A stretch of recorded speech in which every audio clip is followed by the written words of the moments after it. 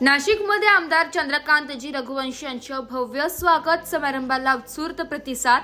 नंदुरबार जिल्ह्याचे ज्येष्ठ नेते आणि समाज हितासाठी कार्यरत असलेले चंद्रकांतजी उर्फ भैया रघुवंशी यांची चौथ्यांदा विधान परिषद आमदारपदी निवड झाल्याने समर्थकांमध्ये आनंदाचं वातावरण आहे। त्यांच्या नेतृत्वाखालील कामगिरी आणि जनतेसाठी त्यांनी केलेल्या सेवा यामुळे त्यांना पुन्हा एकदा संधी मिळाली आहे। चंद्रकांतजी रघुवंशी हे गेल्या अनेक वर्षांपासून लोकसेवेसाठी कार्यरत असून त्यांनी विविध विकास कामांच्या माध्यमातून जनतेचा विश्वास संपादन केलाय। शिक्षण, आरोग्य, पायाभूत सुविधा आणि शेतकरी कल्याण यासारख्या क्षेत्रामध्ये त्यांनी मोलाचे योगदान दिले। त्यांच्या नेतृत्वामुळे जिल्ह्याच्या प्रगतीला चालना मिळाली असून भविष्यातही अधिक प्रभावी कार्य करण्याचा त्यांचा निर्धार आहे। त्यांच्या निवडीच्या निमित्ताने नाशिकमध्ये भव्य स्वागत समारंभाचे आयोजन करण्यात आले होते।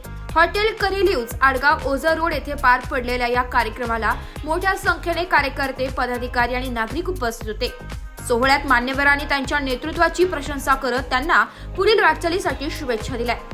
या कार्यक्रमाचे निमंत्रक माजी स्थायी समिती सभापती गणेश गीते आणि सामाजिक कार्यकर्ते गोकुळ गीते यांनी केले होते।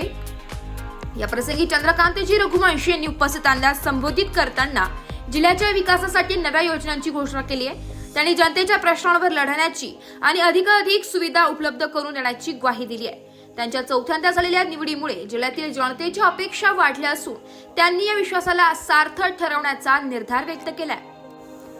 त्यांच्या निवडीमुळे समर्थकांमध्ये मोठा उत्साह असून विविध ठिकाणी आनंदोत्सव साजरा करण्यात आलाय। नाशिकसह नंदुरबार जिल्ह्यातील अनेक भागांमध्ये फटाके फोडून मिठाई वाटून आनंद व्यक्त करण्यात आलाय।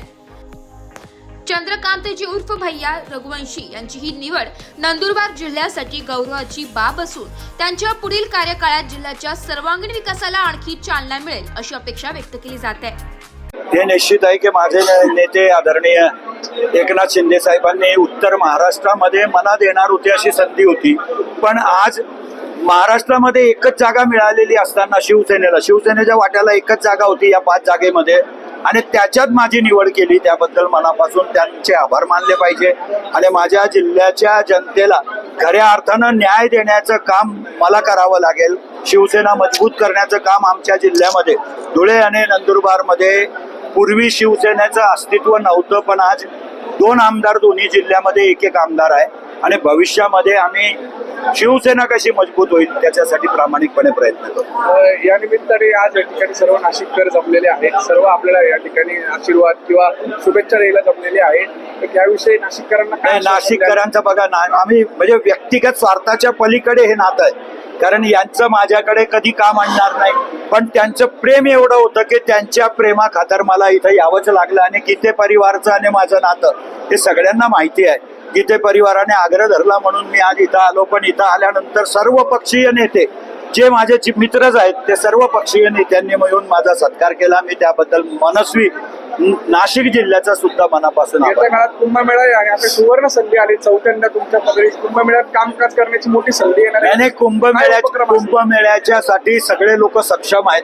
कुंभमेळ्याच्या आग्रहामुळेच किंवा कुंभमेळ्यामुळेच पालकमंत्री पदावरून वाद सुरू आहे, हे तुम्हाला मला सगळ्यांना माहिती आहे। कुंभमेळा तर यशस्वी होणारच आहे, पण जे माझ्याकडनं शक्य होईल ते नाशिककरांची सेवा प्रामाणिकपणे करेल। ब्युरो रिपोर्ट, नाशिक लोकशाही न्यूज, नाशिक।